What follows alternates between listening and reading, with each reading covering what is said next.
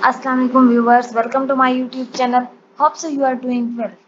As you know, हमने class 6 के unit 2 Eid ul Fitr की एक्सरसाइज स्टार्ट की हुई थी। हाफ एक्सरसाइज हमने इसकी अपने लास्ट वीडियोस में कंप्लीट कर ली थी। आज की इस वीडियो में हम रिमेनिंग एक्सरसाइज कवर करेंगे। Subject, verb, adjective, SVA pattern sentences. S means subject, V for verb and A for adjective. SVA pattern हमने डिस्कस करना है।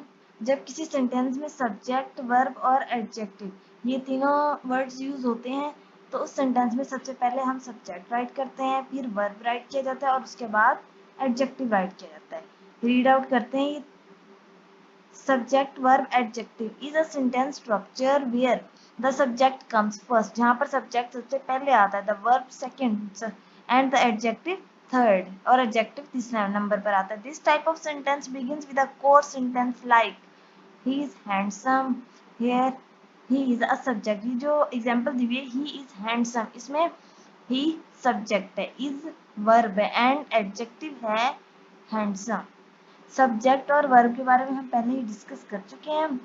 एडजेक्टिव के बारे में मैं आपको बता देती हूँ। एडजेक्टिव होता है किसी भी चीज की खूबी या खामी। ये एक ऐसा वर्ड होता है जो नाउन को क्वालिफाई करता है, नाउन या प्रोनाउन को क्वालिफाई करता है। नाउन और प्रोनाउन के बारे में मजीद हमें बताता है कोई चीज।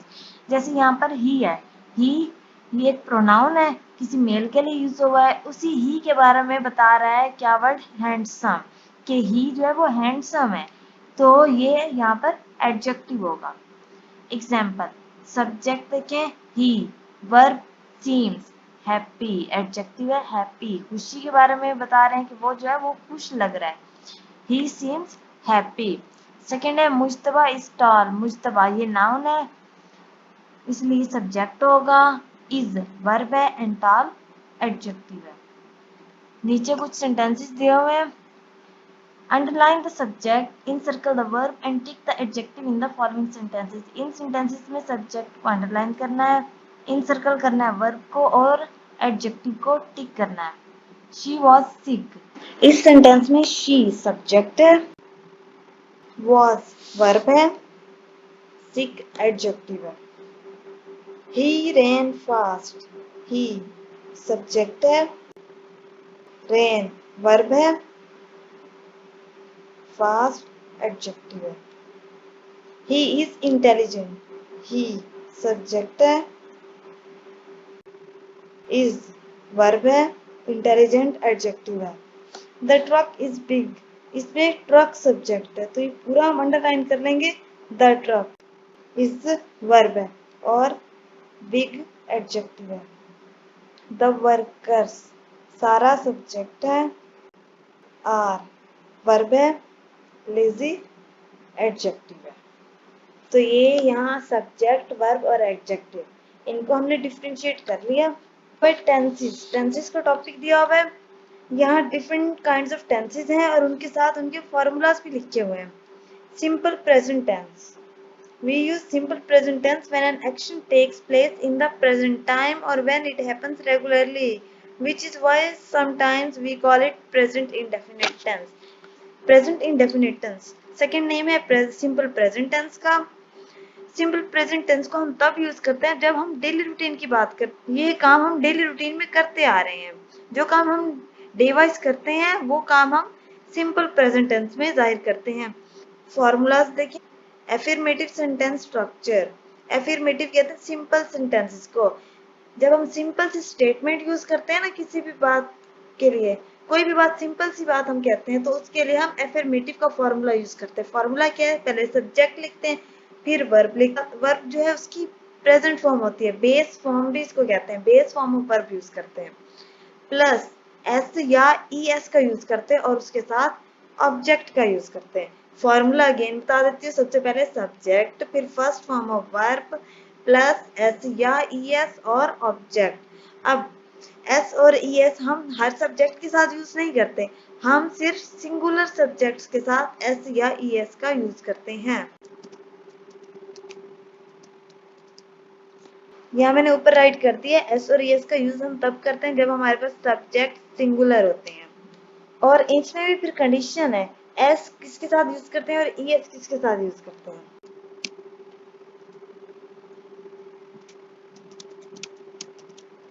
ES का यूज हम तब करते हैं जब हमारे पास वर्ब के एंड में ये तमाम लेटर्स होते हैं, double S, SH, CH, O, X या I। ये तमाम लेटर्स अगर वर्ब के एंड में होंगे तो फिर ES का यूज होगा। अगर इसके अलावा कोई और लेटर आ जाता है फिर हम S का यूज करते हैं। कंडीशन ये भी याद रखें कि सब्जेक्ट सिंगुलर होगा तभी हम S भी लगा सकते हैं, ES भी लगा सकते हैं। फिर हमने ये देखना है कि वर्ब के एंड में कौन से लेटर्स मौजूद है। अगर ये इनमें से कोई लेटर मौजूद है तो फिर हम ES लगाएंगे, अगर इनमें से कोई नहीं है तो फिर हम S का यूज करेंगे। We play outside after school every day, example है हम बाहर खेलते हैं स्कूल के बाद हर रोज। इसमें सब्जेक्ट क्या है, वी है। उसके बाद वर्ब प्ले।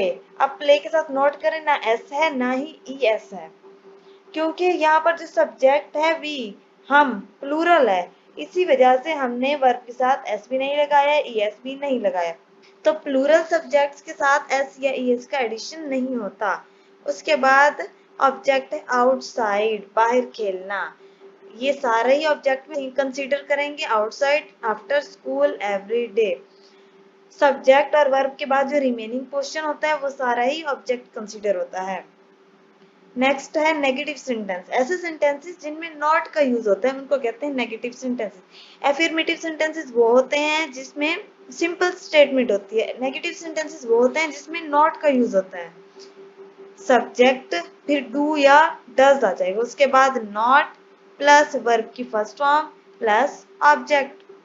इसमें बस यही थोड़ी सी चीज याद रखनी है, डू और डस कहाँ पर यूज होते हैं। डू का यूज हम प्लूरल के साथ करते हैं और डस का यूज हम सिंगुलर के साथ करते हैं। यहाँ मैंने साइड पर लिख दिया है, डू का यूज प्लूरल के लिए करते हैं और डस का यूज सिंगुलर सब्जेक्ट्स के लिए करते हैं। तो अगर सब्जेक्ट सिंगुलर होगा तो डस लगाएंगे, सब्जेक्ट प्लूरल होगा तो डू लगाएंगे। फिर आएगा नॉट, नॉट के बाद आएगी first form of verb and object. इसी सेंटेंस को जो ऊपर सिंपल सेंटेंस था एग्जाम्पल के तौर पर यूज किया था, इसी को नेगेटिव में कन्वर्ट किया हुआ है। देखिए, we do not play outside after school every day. Subject same वही वी, उसके बाद डू आता है, ये डज आता है। ऊपर मैंने आपको बताया था कि ये सब्जेक्ट प्लूरल है, इसीलिए इसके साथ हम डू का यूज करेंगे। डू के बाद नॉट आ जाएगा, फिर वर्ब वही प्ले और object outside after school every day. Interrogative sentences, ऐसे सेंटेंसेस जो क्वेश्चंस पूछने के लिए यूज होते हैं। इन सेंटेंसेस में जो हेल्पिंग वर्ब्स होते हैं उनको हम सेंटेंस के स्टार्ट में लिखते हैं, जैसे डू या डज।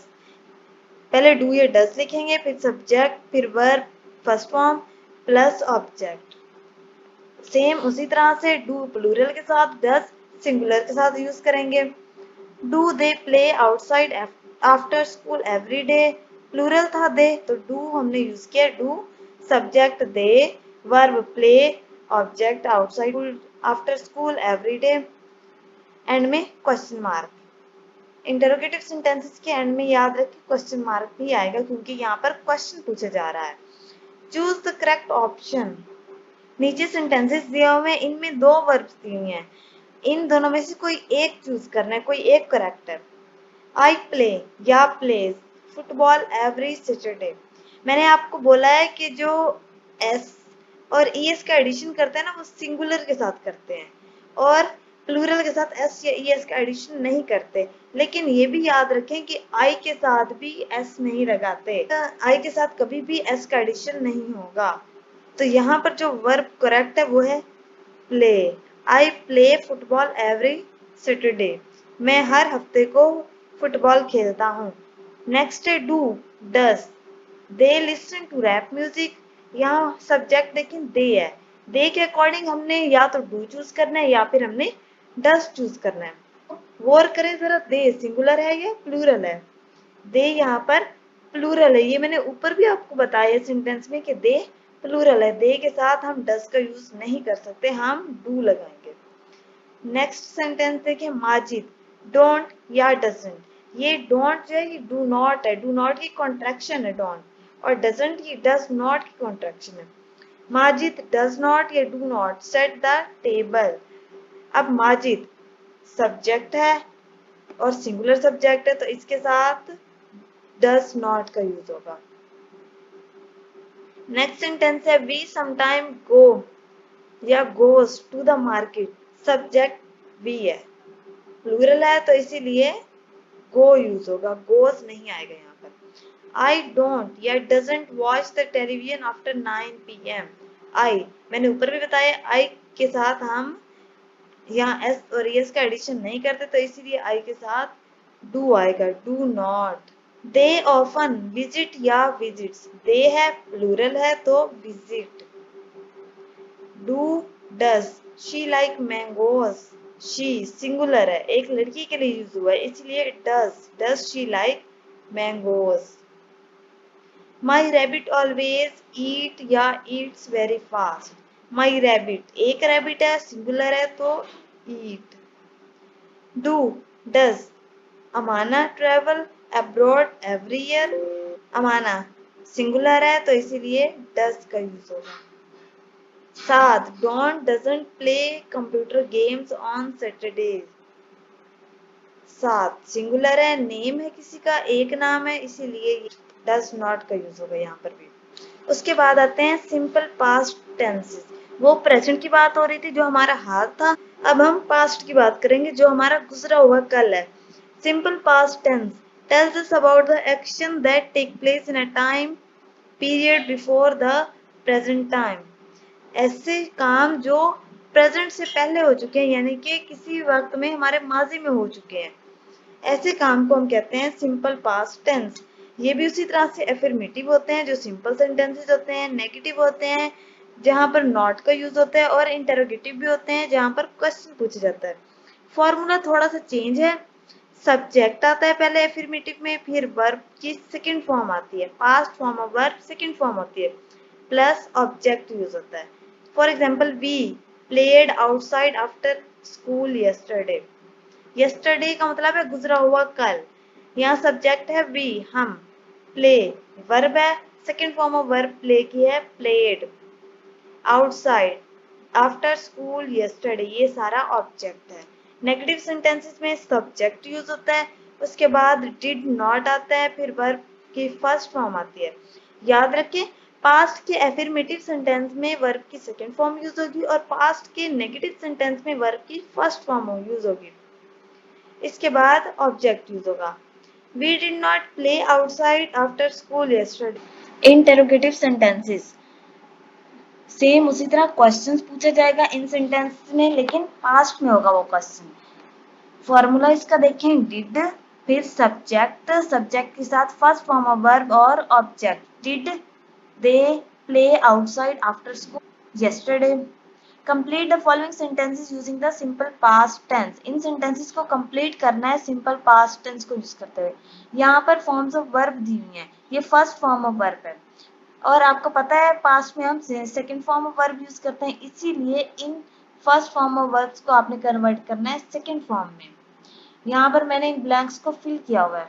फर्स्ट सेंटेंस है the show dash at 10:30 begin, begin की सेकंड फॉर्म होती है began, the show begin at 10:30, show 10:30 पर शुरू हुआ था। The children dash the ball throw, throw की सेकंड फॉर्म होती है threw, the children threw the ball, बच्चों ने बॉल फेंकी। We dash a pair of shoes last Friday buy, buy की सेकंड फॉर्म है bought, we bought a new pair of shoes last Friday, हमने पिछले जुम्मे को एक नए जूतों का जोड़ा खरीदा। Amana dash from Multan, come की सेकंड फॉर्म है came, Amana came from Multan. They dash 2 litre of water yesterday, drink, drink की सेकंड फॉर्म है drank, they drank 2 litres of water yesterday, उन्होंने कल 2 लीटर पानी पी लिया। नेक्स्ट नीचे आते हैं simple future tense. Simple future tense is a verb tense that is used to talk about things that haven't happened as yet. हम उन चीजों के बारे में बात करते हैं जो फ्यूचर में होंगी, जो अभी नहीं हुई। ये भी उसी तरह से तीन तरह के एफर्मेटिव, नेगेटिव और इंटरोगेटिव हैं। एफर्मेटिव सिंपल स्टेटमेंट होती है, नेगेटिव में नॉट का यूज होता है और इंटरोगेटिव में क्वेश्चन पूछा जाता है। फॉर्मूला देखिए, पहले सब्जेक्ट फिर विल या शेल का यूज होगा, उसके बाद वर्ब की first form plus object. We will play outside after school, हम स्कूल के बाद बाहर खेलेंगे, ये भी प्लानिंग हो रही है, काम हुआ नहीं है, ये फ्यूचर में करने की बात हो रही है, इसीलिए इसको हम सिंपल फ्यूचर टेंस कहते हैं। इसमें विल और शेल का यूज होता है। अब विल कहाँ यूज होता है और शेल कहाँ यूज होता है? शेल को हम आई और वी के साथ यूज करते हैं। साइड में मैं लिख देती हूँ ताकि आपको क्लियर हो जाए। शेल, इसको हम आई और वी के साथ यूज करते हैं। शेल, इसको हम आई और वी के साथ यूज करते हैं। आई और वी के साथ बस हम शेल यूज करते हैं, बाकी जो भी हमारे पास सब्जेक्ट होगा उसके साथ हम विल का यूज करेंगे। यहाँ पर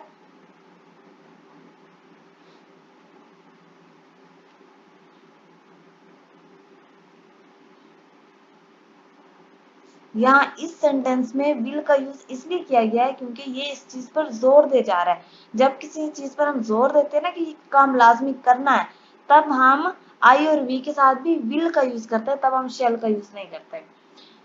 we will play outside after school, आप यहाँ पर शेल भी लगा सकते हैं। We shall play outside after school. Negative sentence subject फिर विल नॉट या shall not plus verb first form plus object. Same उसी तरह से सेंटेंस होगा, बस इस विल के साथ आपने नॉट का एडिशन कर देना, बाकी सेंटेंस सेम होगा। और इंटरोगेटिव सेंटेंस में वो विल या शेल जो है उसको आपने स्टार्ट में लिखना है, फिर subject first form of verb और object. Will they play outside after school. नीचे कुछ सेंटेंसेस दिए हुए हैं, fill in the blanks with will और शेल। विल और शेल का यूज करते हुए हमने फिल इन द ब्लैंक्स करनी है। आपको मैंने बताया है आई और वी के साथ हम शेल का एडिशन करेंगे और बाकी जो भी सब्जेक्ट्स होंगे उनके साथ हम विल लगाएंगे। बॉक्स में भी आपको दिया हुआ है will and shall are verbs। will और shall verbs है, they are used with the present form of verb in the future tense। इनको हम future tense में present form of verb के साथ यूज करते हैं। shall is only used with pronoun I and we। shall को हम सिर्फ pronoun I और we के साथ यूज करते हैं। सेंटेंसेस देखते हैं। I dash wear a sweater next week, मैं अगले हफ्ते स्वेटर पहनूंगा। अब आई है, आई के साथ सिंपली हम शेल का एडिशन करेंगे, ये मैंने यहाँ पर राइट किया हुआ है। नेक्स्ट है he dash buy a new shirt next month, he के साथ हम विल लगाएंगे क्योंकि आई और वी के साथ हमने सिर्फ शेल लगाना है। When dash you go to the Canada again, यहाँ पर सब्जेक्ट है यू के साथ हम विल का एडिशन करेंगे। We dash play football next Monday, we shall play football next Monday। They dash visit their parents next week, they will visit their parents next week। तो यहाँ तक हमारा टेंसेस का टॉपिक कवर हो जाता है। होप सो आपको अच्छे से समझ आया होगा। अगर आपको कोई कंफ्यूजन हो तो आप कमेंट बॉक्स में कमेंट करके पूछ सकते हैं। अगर आपको हमारी वीडियो अच्छी लगी है तो लाइक करें, कमेंट करें और हमारे चैनल को सब्सक्राइब करें। फिर मिलते हैं एक नई वीडियो के साथ, तब तक के लिए अल्लाह हाफिज।